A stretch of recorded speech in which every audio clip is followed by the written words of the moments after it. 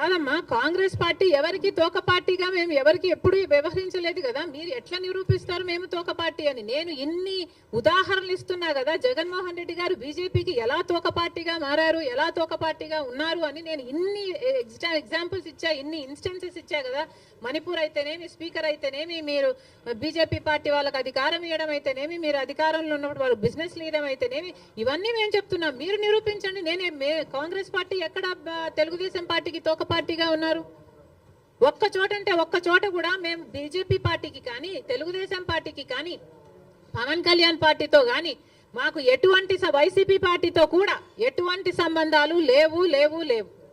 Congress party is the only opposition in the state of Andhra Pradesh. Because ఒక పక్క BJP party ఉంది, ఆ బీజేపీ పార్టీతోనే కలిసి ఉన్నారు తెలుగుదేశం పార్టీ అయినా, వైసీపీ పార్టీ అయినా, జనసేన పార్టీ అయినా.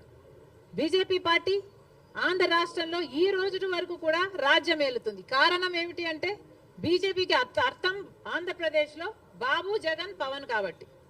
వీళ్ళలో ఏ ఒక్కరు అధికారంలో ఉన్నా బీజేపీ పార్టీ అధికారంలో ఉన్నట్టే. ఎందుకంటే బీజేపీ పార్టీతో వీళ్ళు పొత్తులు పెట్టుకున్న పార్టీలు. ఒకరు సక్రమంగా పెట్టుకుంటే ఇంకొకరు అక్రమంగా పెట్టుకున్న పార్టీలు, అంతే తేడా. ఒకరు బహిరంగంగా పెట్టుకుంటే ఇంకొకరు రహస్యంగా పెట్టుకున్నారు, అంతే తేడా. కానీ ఆ మొత్తం బీజేపీతోనే ఉన్నారు. జగన్మోహన్ రెడ్డి గారైనా, చంద్రబాబు గారైనా, జనసేన పవన్ కళ్యాణ్ గారైనా. ఒక్క కాంగ్రెస్ పార్టీ మాత్రమే ప్రజల పక్షాన నిలబడింది, ప్రతిపక్షంలో నిలబడిన పార్టీ ఈరోజు ఆంధ్ర రాష్ట్రంలో.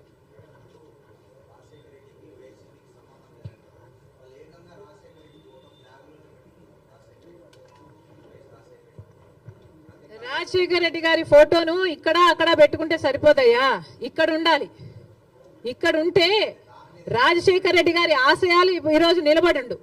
ఇక్కడ లేదు కాబట్టే రాజశేఖర రెడ్డి గారి జలయజ్ఞాన్ని గాల్లోకి వదిలేశారు, రాజశేఖర రెడ్డి గారి ఫీజు రీయింబర్స్మెంట్ గాల్లోకి వదిలేశారు. ఇక్కడ లేదు కాబట్టే రాజశేఖర రెడ్డి గారి ఆరోగ్యశ్రీకి కూడా బాకీలు పెట్టారు.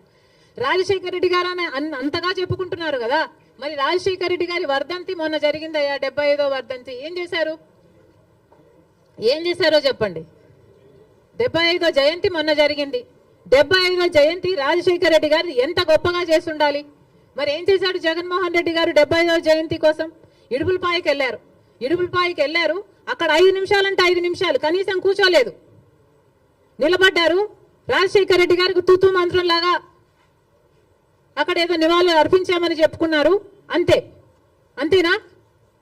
సొంత తండ్రి కదా, 75వ జయంతి చేయాల్సింది, అంతేనా? ఎందుకు సిద్ధం సభలని పెద్ద పెద్ద సభలు పెట్టారే మీరు? పెద్ద పెద్ద హోర్డింగ్లు పెట్టుకున్నారు కదా, కోట్లు ఖర్చు పెట్టారు కదా. ఒక్కొక్క సభకి 30 కోట్లు 40 కోట్లు ఎంత ఖర్చు పెట్టారు సిద్ధం సభలకు? మరి రాజశేఖర రెడ్డి గారి కోసం ఒక సభ ఎందుకు పెట్టలేదు మీరు? 75వ జయంతి కోసం కనీసం ఒక సభ పెట్టడం కాదు కదా, కనీసం వైసీపీ నాయకులు కార్యకర్తలైనా కలిసి నివాళులు అర్పించారా? ఏం చేశారు మీరు? ఇలాగైనా రాజశేఖర రెడ్డి గారి జయంతి జరుపుకోవాల్సింది. 75వ జయంతి కదా, స్పెషల్ కాదా? మీకేం అనిపించలేదా? మా నాయకుడు కాబట్టే, మా తండ్రి కాబట్టే, మా కాంగ్రెస్ పార్టీ ఓన్ చేసుకుంది కాబట్టి రాజశేఖర రెడ్డి గారి కోసం మేము అంత పెద్ద సభ పెట్టడం జరిగింది.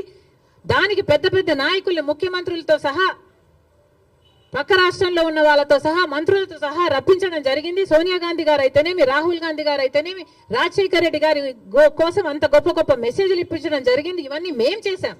మీరేం చేశారండి? మీరా రాజశేఖర రెడ్డి గారి వారసులు? ఏం చేశారు మీరు రాజశేఖర రెడ్డి గారి 75వ జయంతి కోసం?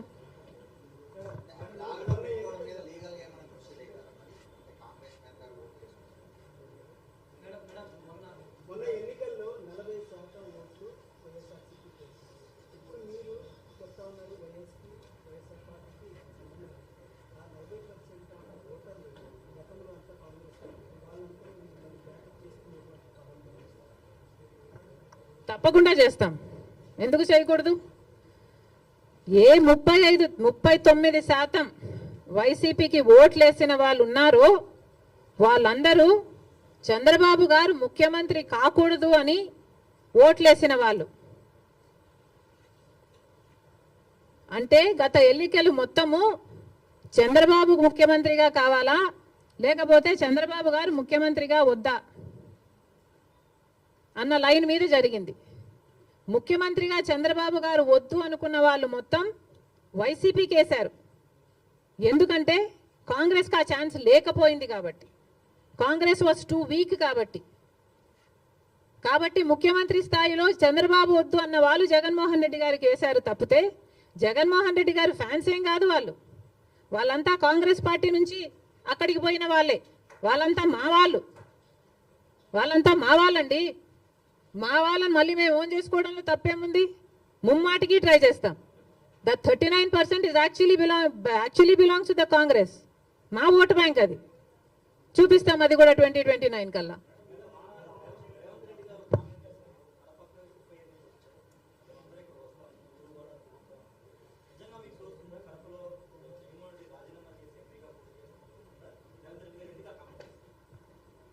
రేవంత్ అన్నకి మనస్ఫూర్తిగా కృతజ్ఞతలు. పెద్ద మనసు ఉంది కాబట్టే అంత పెద్ద మాట చెప్పగలిగారు. We are all honoured. నేనే కాదు, ఆంధ్ర రాష్ట్ర కాంగ్రెస్ పార్టీ అంతా కూడా రుణపడి ఉంది. జరిగినప్పుడు చూద్దాం.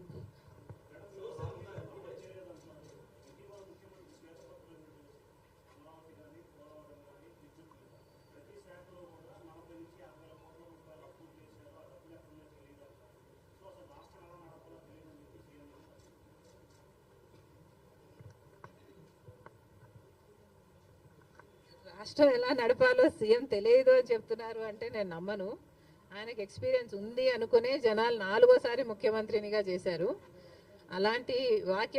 అలాంటి స్టేట్మెంట్ ఇచ్చుంటాడు అని నేను అనుకోను. ఒకవేళ ఇచ్చుంటే that's very very irresponsible. He has to figure out a way how to take this forward. చాలా అన్యాయం. చంద్రబాబు గారు 5 సంవత్సరాలు ముఖ్యమంత్రిగా ఉండి 2 లక్షల కోట్ల అప్పు చేస్తే జగన్మోహన్ రెడ్డి గారు 5 సంవత్సరాలుగా ఉండి 8 లక్షల కోట్ల అప్పు చేశారు. ఇక్కడ నుంచి ఎలా ముందుకు వెళ్ళాలి అనేది చంద్రబాబు గారు ఫిగర్ అవుట్ చేసుకోవాలి. అందుకు టైం పట్టొచ్చు. అందుకనే మేము ఇప్పటి నుంచి వీఆర్ నాట్ స్పెషల్ స్టేటస్ మీద, పోలవరం మీద, రాజధాని మీద మేము ఇప్పటి నుంచి ధర్నాలు కొట్లాట్లు చేయటం లేదు. ఎందుకంటే మాకు కూడా తెలుసు హీ నీడ్ సమ్ టైం. కానీ ఉచిత ప్రయాణం ఆడవాళ్ళ కోసం అన్నది అది వెంటనే చేయొచ్చు కదా అన్నదే నా పాయింట్. మహిళలకు మొన్న అమలాపురంలో ఒక ఆడబిడ్డ మీద అత్యాచారం జరిగింది, నంద్యాలలో జరిగింది. ఇలాంటివన్నీ ఆపడానికే, మహిళలకు కొంచెం సెక్యూరిటీ కలిగించడానికే సచ్ అన్ ఈజీ స్కీమ్ కదా. తెలంగాణలో 2 రోజుల్లో అమలు చేశారు. ఇక్కడ ఎందుకు చేయలేకపోతున్నారు? చేయండి. చేసిన తర్వాత దాని పరిణామాలు ఎలా ఉంటాయి, దాని నష్టాలు ఎలా ఉంటాయి, అది గవర్నమెంట్ ఆర్టీసీకి ఎలా భర్తీ చేయాలన్నది మీరు చూసుకోండి. కానీ మీరు ఆల్రెడీ వాగ్దానం ఇచ్చారు కాబట్టి నిలబెట్టుకోండి అని మాత్రమే మేము చెప్తున్నాం.